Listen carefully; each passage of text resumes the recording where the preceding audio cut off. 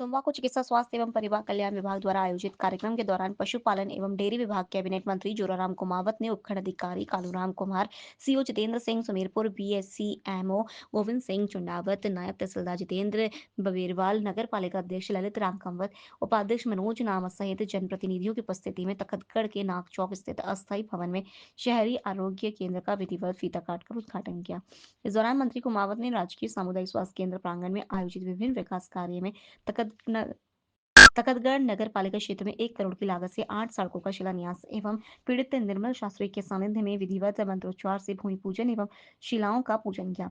इस मौके पर मंत्री कुमावत ने पावा, बसंत और दुजाना में प्राथमिक स्वास्थ्य केंद्र और पंचायत समिति सुमेरपुर की ग्राम पंचायत गलथनी के अंतर्गत अणगोर में उप स्वास्थ्य केंद्र के भवन की शिलान्यास व लोकार्पण किया। प्रधानमंत्री आवास योजना शहरी 2.0 के अंतर्गत लाभार्थियों को प्रथम किश्त 50,000 के चेक वितरण।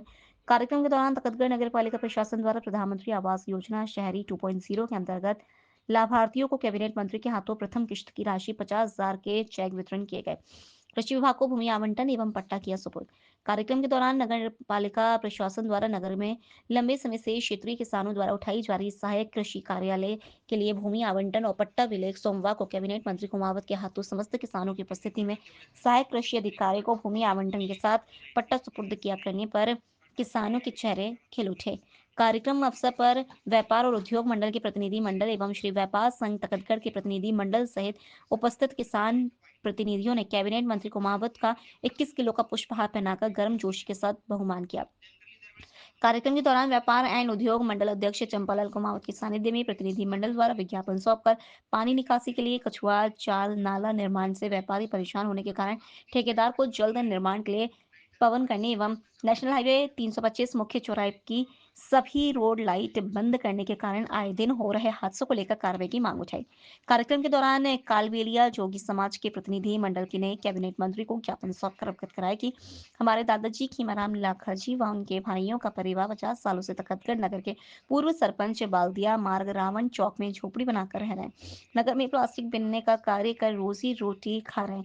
नगर पालिका प्रशासन ने हमें यहाँ से हटाया जा रहा है। ऐसे में हमारे 20 परिवारों को हटाने से यायावर बनने की मजबूरी बनी हुई है। राज्य सरकार के नियमों ने अनुसार हमारे परिवार को जिस स्थान से हटाया जा रहा है, हमें हटाकर अयंत्र स्थान पर रहने की व्यवस्था करवाने के आदेश जारी करवाने की मांग उठाई है। नर्सिंग स्टाफ की भी कमी नहीं है। पहले नर्सिंग स्टाफ कम था।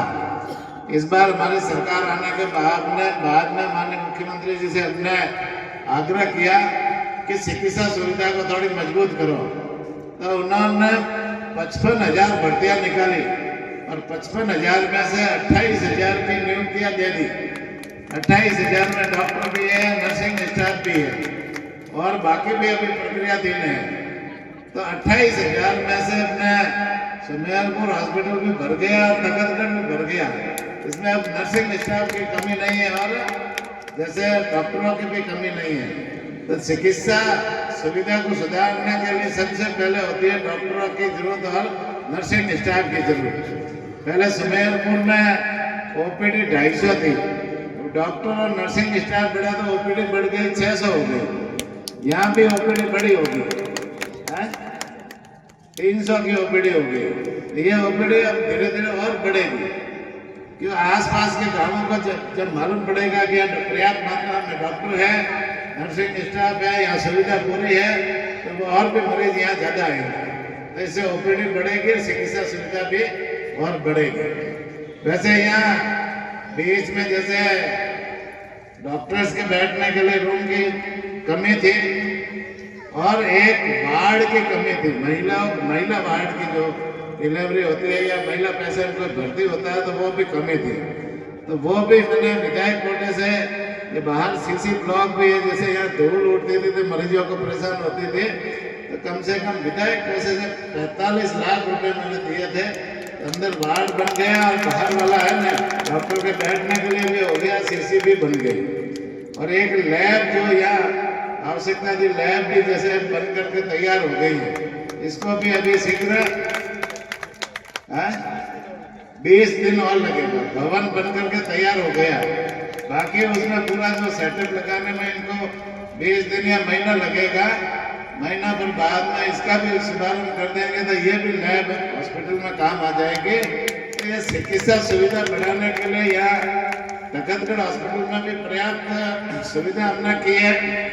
सुमेरपुर को पहले चिकित्सालय था, उसको क्रमोन्नत करके जिला अस्पताल बनाया, तो वहाँ भी चिकित्सा सुविधा आसपास के गांवों के लोग सुमेरपुर में ज्यादा आते तो वहाँ भी पर्याप्त मात्रा में सुविधा मिले। और गांवों में जो छोटे छोटे गांव है वहाँ भी मुख्यमंत्री जी चाहते हैं कि वहाँ भी ज्यादा से ज्यादा चिकित्सा सुविधा उपलब्ध होनी चाहिए। तो हमने कई छोटे छोटे गांवों में वहाँ उप स्वास्थ्य केंद्र स्वीकृत कराए और वहाँ भवन भी बनाए और अब भवनों के काम भी चल रहे हैं। तो छोटे छोटे गांवों तक चिकित्सा सुविधा पर्याप्त मात्रा में लोगों को मिले, ये काम हमारी सरकार, हमारे प्रधानमंत्री जी और मुख्यमंत्री जी चाहते हैं। ऐसा काम हमारी सरकार कर रही है। चिकित्सा सुविधा के साथ साथ में अभी जैसे है ना, मुख्यमंत्री जी चाहते हैं कि हमारे पशुओं को भी पर्याप्त मात्रा में पशुपालकों को सुविधा मिलनी चाहिए। तो इसके लिए भी हमने सुमेरपुर विधानसभा क्षेत्र में सभी पंचायतों में उप केंद्र, चिकित्सा उप केंद्र होता है पशुओं के लिए। कई जगह पहले नहीं था तो हमने आते ही सब जगह खोल दिए, उनके भवनों की भी स्वीकृति दे दी और वहाँ पे वो भवन भी बनना शुरू हो गए।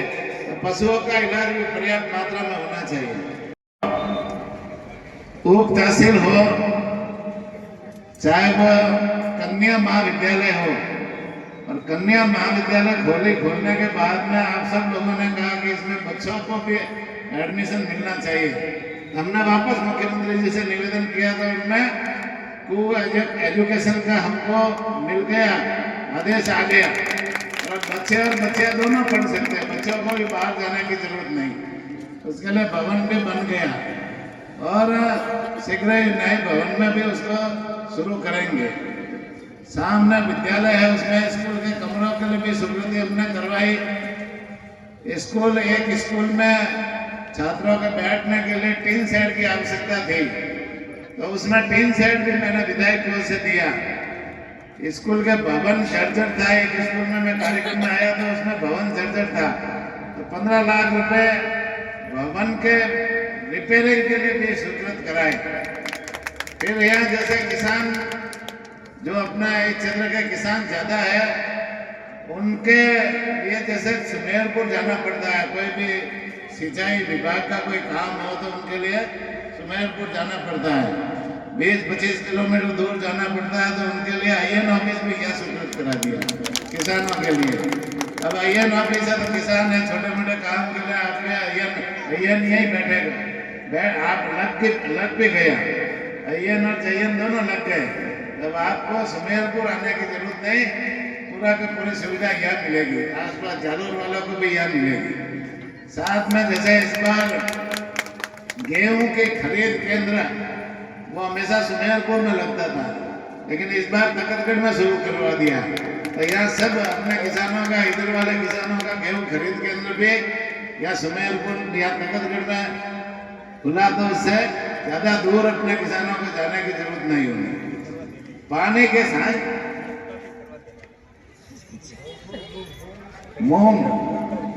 मूंग भी कर देंगे, गेहूं खरीद रहे थे उसमें तो मूंग तो जोड़ना है ना, वो अलग फसल आती है, रबी और खरीफ अलग आती है, कर देंगे वो भी।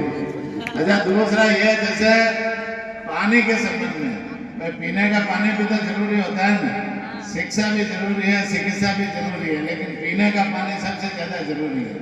पीने के पानी के संबंध में यहाँ जैसे पहले नगर पालिका को पूरी व्यवस्था सौंपी हुई थी, अब नगर पालिका विकास का काम करेगा, पानी का काम देखे, लेकिन उनके ऊपर भी भार बहुत था।